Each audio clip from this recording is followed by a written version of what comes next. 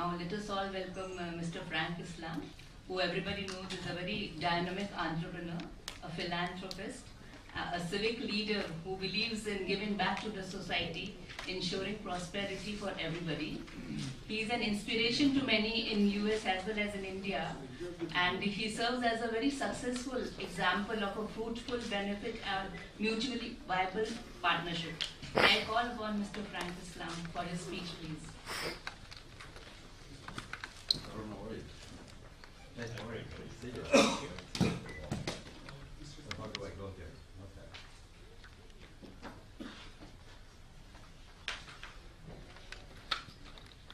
So, what do I say? Sorry about that. This is the first stumble, so I'm not doing very well. So how do I? Okay. So it's a little bit, and so I can flip it. My pages here when I give speech. So I'm delighted to be here, and the purpose of my trip to come to India to inaugurate Frank and Debbie Islam Auditorium, Aligarh Muslim University, and where I have contributed $2.5 million. Unfortunately, because of the unrest, I was not able to go there. But I have a lot of other engagements, so this one is one of the best engagement that I have, and I'm leaving tomorrow. It's wonderful to see people like Robert and Mr. Shah, who happens to be a neighbor. I did not realize that. On the Lower Road, right? Yes, that's right. Yeah, wonderful. So stop over and see me next time. I'm not sure you can get in there, but I will try my best. So good afternoon, and distinguished guests, friends, ladies and gentlemen. And thank you very much for that wonderful introduction. You know, I should have her everywhere for my introduction. She does a really good job. Thank you very much. I appreciate your kind words. And thank you for your warm welcome and your hospitality. It is truly an honor to be here with all of you.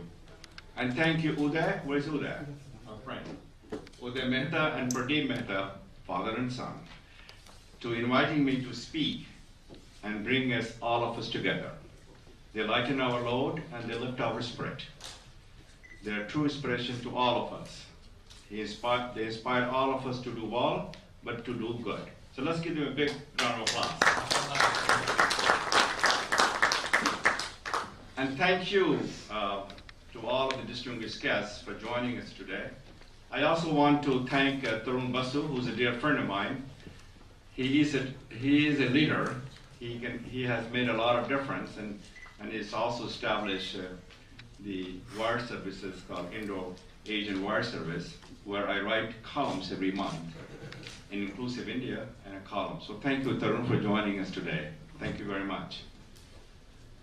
I also want to express my deep gratitude to Pradeep Mehta for inviting me to serve on the Cuts Advisory Board alongside so many illustrious individuals. It is truly an honor. And thank you, Uday, for your leadership and for all you do to inspire all of us. Before I make my formal remarks, let me state for the record that I do not speak on behalf of any organization or agency of the United States government. My comments are made as a proud citizen of the United States. I mention that because I have served on many advisory boards when President Obama was the President of the United States for the US Government Department in the past. I also served on the board of the trustees, the Kennedy Center, and many other organizations, including Wilson Center and Brookings Center. Let me also state that I'm here to speak not as a geopolitical expert, not as an international relations scholar, not as an economist, but as a civically engaged Indian business, an Indian American business person whose motherland is in India, who love India, and whose homeland is the United States of America. And I love America. What's best in me, I owe it to India and the United States. I love both countries and recognize that they are by far the two largest democracies in the world. And the future of these democracies is central to the future of democracies and democratic values. Democratic and diversity are the two values that binds us together, that brings us together. And when we are together, we can help shape a better future for the world. I recognize that neither the US nor India is perfect, far from it. But I firmly believe that if these two countries can cooperate and form the right kind of strategic relations on matters of all types, they can be the standard bearer and standard setters, improving the lives of the citizens in their responsible country and collaborating to make the world a better and a fairer place. That is my perspective. Now let me turn to the heart of the matter, my thoughts on the state of India-US relation, past, present, and the future. For purpose of this task, I have divided the past state of those relations into two periods, from 1995 to 1990, and from 1990 to 2016. I've classified the present state as the period for the Trump presidency in the United States, which at this moment is from 2017 through 2020. And I look at the future state from 2020 going forward. In my remarks, I will present a historical overview of the past, a snapshot of the present, and my top-line assessment for the future. I must admit this is a daunting task, as it will take volumes and volumes to give these relations a full and a proper treatment. I'm aware that many of you are extremely knowledgeable and intimately familiar with the history of US-India relation. Therefore, I will not go into detail on the past state. Indeed, I will highlight some important historical issues and background and concentrate the bulk of my attention on the present and the future states. My goal is to provide the proper context for our distinguished panel to carry forward the discussion. So that said, let me begin by examining the years from 1947 to 1990. I have labeled that period the fledgling relationship between India and the United States. When India became independent in 1947, shortly after the World War II, the US-led bloc of democratic nations and the USSR-led communist bloc were vying for influence globally. India's first Prime Minister, Jawaharlal Nehru, chose to pursue an independent foreign policy from a group of nations called the Non-Aligned Movement. New Delhi called itself a non-aligned nation that in reality tilted towards Moscow. Because of this, India and the United States were essentially indifferent to each other. There was cooperation in several fields such as higher education and agriculture, but relations were not great politically. The ties reached their lowest during the 1970s. This was primarily due to three issues. Number one, the first issue was the India-Pakistan war over Bangladesh liberation, with India supporting Bangladesh and US supporting Pakistan. The second issue that resulted in the escalation of tension between India and the United States with India's detonation of nuclear bombs in 1974. The third issue was the growing economic nationalism in India throughout the 1970s, which saw the nationalization of some sectors of the economy and forcing American companies such as Coca-Cola and IBM to close their India operations. The late 1970s brought the Soviet invasion and occupation of Afghanistan to make South Asia a theater in the Cold War. This increased America's financial and military support to Pakistan. After the turbulent 1970s, relations between India and the US were very quiet throughout 1980s.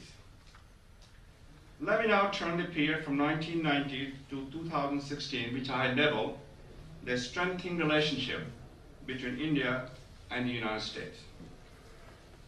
As you all know, relations between the two countries have improved dramatically since the 1990s.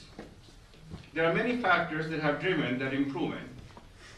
I want to highlight three: the end of Cold War, the liberalization of India's economy, and the growing influence of the Indian American diaspora community in the United States. I will analyze each of these factors briefly. Number one, the end of Cold War meant that the New Delhi has to build a better relationship with Washington, and it began doing so. The rise of China over the past decade and one half have accelerated their relationship development. And the US-India civil nuclear agreement constructed during the Bush administration and the tenures of Prime Minister Vajpayee and Prime Minister Singh signal a new direction in US-India relations, which has been built upon since US-India nuclear deal was signed in 2008. The second part, the Indian economy was liberalized in 1991 in response to an acute financial crisis. Because of that liberalization, American businesses flocked to India. Those businesses have used their economic, political, and financial might to improve the US relations with India. The third, the Indian-American community has grown exponentially both in numbers and influence since the 1990s. The game changer for Indian immigration was the high-tech revolution of the 1990s. Thanks to H-1B visa, more than 1 million Indians have immigrated to the United States in the past 25 years. Over the years, those immigrants have become permanent residents of the United States and citizens, and thus part of the US political system. They began making campaign donations, voting for candidates of their choice, and lobbying for their elected representative. They have become a powerful and vocal lobbying force advocating for better relations with India. I firmly believe that Indian diaspora have the capacity, the capability, and the responsibility to help India to achieve its fullest potential. Those are the three factors that contributed substantially to the strengthening of India and the United States relations between 1990 to the end of 2016. That brings me to the present, the time period from January 20th, 2017, when President Trump took office as the president until his first term is scheduled to be completed on January 20th, 2021. I have labeled this period the erratic relationship between India and the United States. I struggled with what to name the relationship. Other words that came to my mind included unilateral, chaotic, and isolationist. I selected erratic not because it applied just to US-India relations, but because I believe it fairly characterizes all relations, both international and in the United States during the Trump presidency. Nothing is for certain. Everything is dependent on the mood and understanding of President Trump. There's no art to the deal. It's all about getting it your way and winning. Collaboration and compromise under this administration are dirty words. Even though there have been much progress and considerable strengthening of India-US relations over the past decade, there were still several serious issues on which the United States and India had their differences when Trump became the president of the United States. India's relations with Iran, which is an enemy of America, is one such issue. Similarly, US-Pakistan relations are seen with skepticism in India. Though the United States has been tough on Pakistan since the 9/11, New Delhi thinks Washington can and should do more to fight terrorism. India has also been unhappy over the US restriction on H-1B visas, which has affected Indian IT companies doing business in the United States. Under the Trump administration, life has become even tougher for these firms. The slow pace of the economic reform in India continues to frustrate American businesses. Robert? A lot was expected from the Prime Minister Modi, but he has failed to live up to the expectation so far, much to the disappointment of American businesses. He has not replicated the success he has had in Gujarat at the national level. I'm not here to complain or criticize the Prime Minister Modi. He is a very strong, savvy, and smart man. He is committed to strengthen and broaden and deepen India's engagement to the United States of America. Even in the best of the time, Washington has become unhappy over protectionism, weak intellectual property rights, and lack of market access to US companies in India. But the protectionist debate has taken a new turn with America itself turning protectionist under President Trump.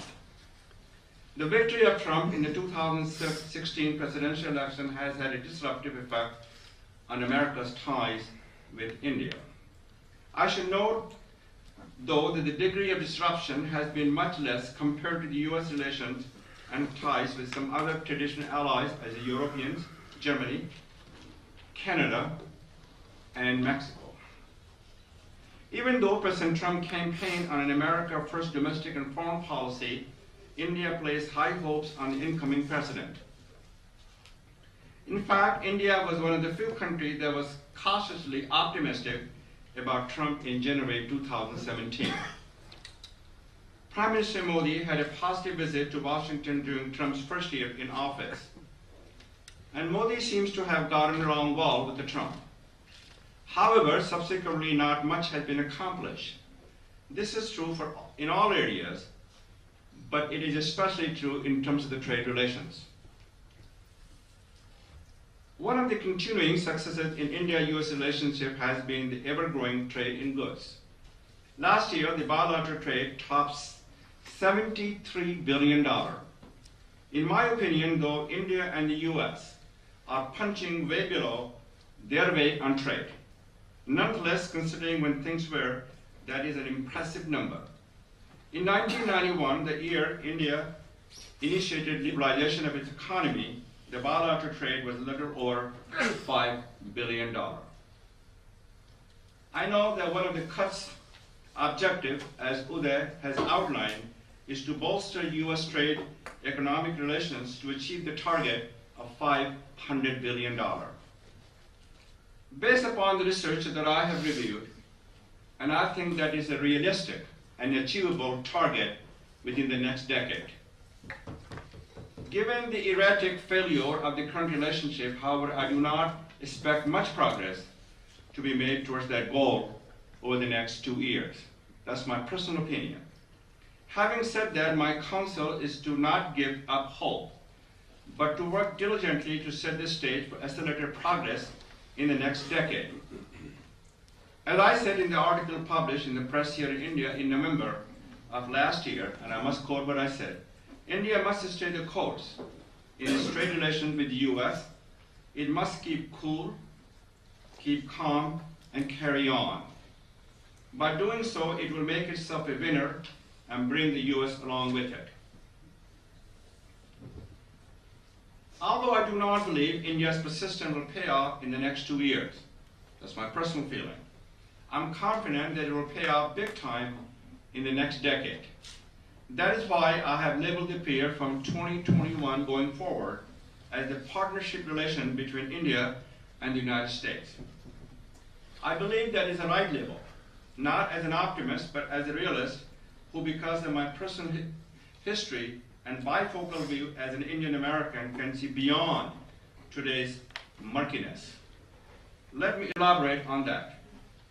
In the years since I came to the United States, I have seen India-US relations at their worst. I have seen them get much better. In my early years in the United States, I watched from a distance the Bangladesh Liberation War and the subsequent India-Pakistan War. The US establishment support and American popular opinion were against India.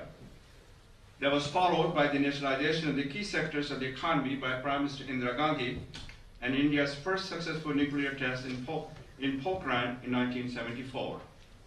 Again, they were not popular in the United States. Believe me, it was not an easy time to be an Indian American student in the United States early 1970s. Fast forward to January 2015, when President Obama visited New Delhi as the chief guest of the 66th Republic Day celebration. I was part of the US business delegation that accompanied him on Air Force One. I witnessed firsthand the love the Indian public expressed for the American president.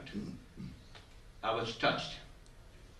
A year and a half later, when Prime Minister Modi visited Washington to address the joint session of the United States Congress, I was there to witness the warm welcome from America and the American Congress, whether they're Democrats, Republican, or Independent. Given this, I have no doubt that Indian-US tie will continue to grow despite the isolationist and protectionist policies of the Trump administration. Trump and Trumpism will not alter America's DNA permanently. What makes me think this and that the future of bilateral relations will be bright?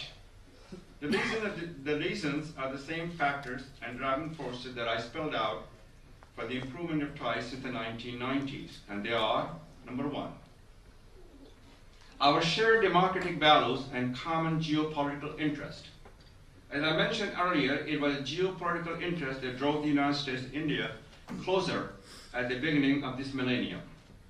The two countries will continue to share a bond as pluralistic and inclusive democracy with a shared sense of values and goals.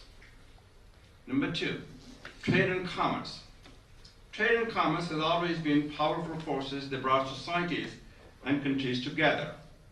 As I said, I think $500 billion in terms of US-India trade is imminently doable. Some experts have even predicted that US-India trade could touch the $1 trillion mark by 2030. And I hope it is true, because I'd like to see our trade get to by 2030 to the $1 trillion. Number three, the presence of the ever-growing and influential Indian American community in the United States. By the time the next US Census takes place, the Indian American population will have crossed the 4 million mark. Additionally, several hundred thousand Indian immigrants are waiting to become permanent residents of the United States and eventually United States citizens. During his historic visit to India in November of 2010, President Barack Obama declared that, and I quote, "We are two free market economies where people have the freedom to pursue ideas and innovation that can change the world." President Obama continued to state, and that is why I believe that India and America are indispensable partners in meeting the challenges of our time.